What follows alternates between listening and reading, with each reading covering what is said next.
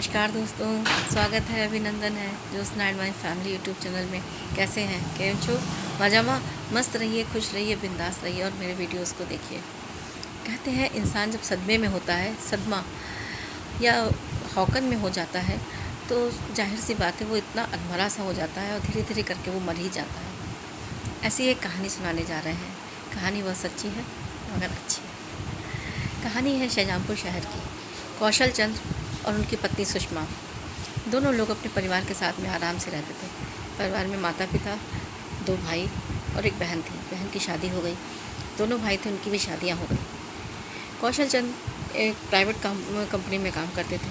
उनकी पत्नी भी एक प्राइवेट स्कूल में ऐसे पढ़ाती थी। उनके 2 बच्चे थे, एक बेटा और एक बेटी। दोनों छोटे छोटे थे। कौशल चंद बहुत ही चिड़चिड़े और बहुत ही उग्र स्वभाव के थे।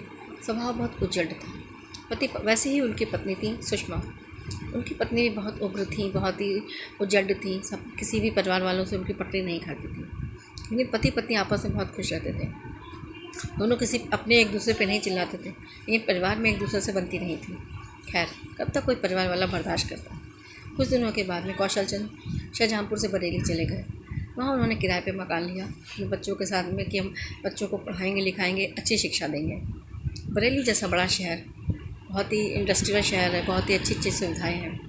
खैर, लेकिन वहाँ भी जिस किराए पे रहते हैं, वहाँ पे भी उस मकान मालिक से झगड़ा कर लेते हैं। आखिरकार करते करते इन्होंने कई सारे घर बदल डाले।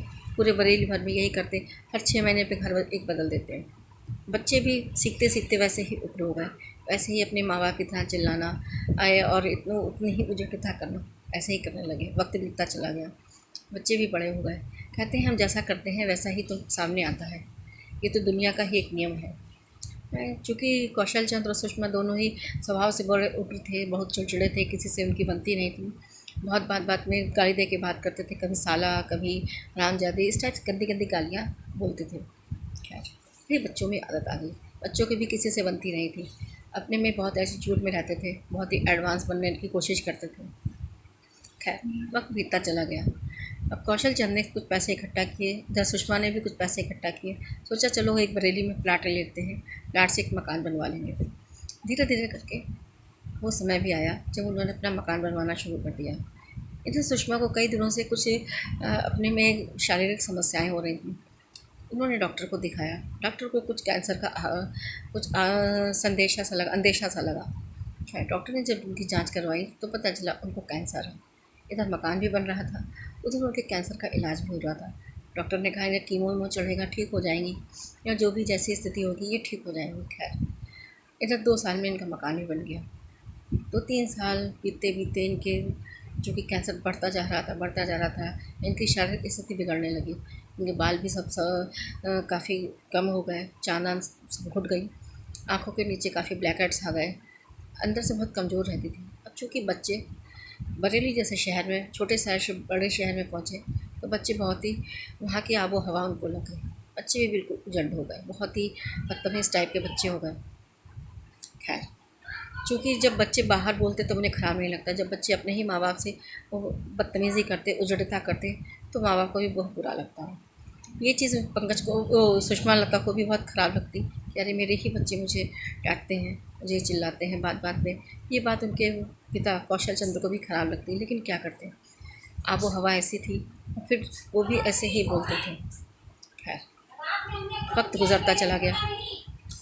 कुछ दिनों के बाद में उनको कैंसर जो था इतना ज़्यादा बढ़ गया था, जब इतना ज़्यादा बढ़ गया कैंसर कि डॉक्टर ने इनको जवाब दे दिया कि अब ये बचने की उम्मीद में नहीं है, इनको आप घर ले जाइए और बस अपने घर में रखिए। खैर, 5-6 दिनों के बाद में जो सुषमा लता थी वो ख़त्म हो गई। जो कि बच्चों को ख़राब लगा क्योंकि उनकी माँ चली गई, इन बच्चों को एक आज़ादी मिल गई। ये हौकन, ये सदमा कौशल चंद के दिमाग में भर गया कि अरे मेरी पत्नी चली गई है, मेरे बच्चे तो मेरी बात मानते नहीं हैं, कैसे हम सर्वाइव करेंगे, कैसे इन लोगों के साथ में रहेंगे। हौकन भर गई उनके दिमाग में, हौकन उनके पेट में भर गई, सदमा उनके दिमाग में लग गया। अब क्या करेंगे, है कैसे रहेंगे, कैसे क्या होगा। खैर, करते करते कुछ ही दिनों में, शायद 15-20 दिन बीते होंगे, कौशल चंद्र भी एक्सपायर हो गए। कि उन्होंने कहा हम नहीं बचेंगे, हम तुम्हारे पास आ रहे हैं। क्योंकि बच्चे उनका बात मानते नहीं थे तो उन्हें एक डर सा सता गया था। खैर, कौशल चंद्र भी ख़त्म हो गए। अब बच्चे जो थे अपनी कहने को तो उनके माँ बाप ख़त्म हो गए थे और बहुत वैसा लगता था, लेकिन उनको आज़ाद हो गए थे अपने माँ बाप से, दिन दुनिया से, समाज। जो चाहते वो वही करते, अपने हिसाब से काम करते, किसी की नहीं सुनते। आज भी वो कौशल चंद नहीं है, उनकी पत्नी सुषमा भी नहीं है, लेकिन बच्चे बहुत आज़ादी से जीवन जी रहे हैं। तो अगर आपको मेरा वीडियो अच्छा लगा हो तो प्लीज़ लाइक शेयर कमेंट कीजिएगा। कल मिलते हैं नए नए वीडियो के साथ। जय माता दी।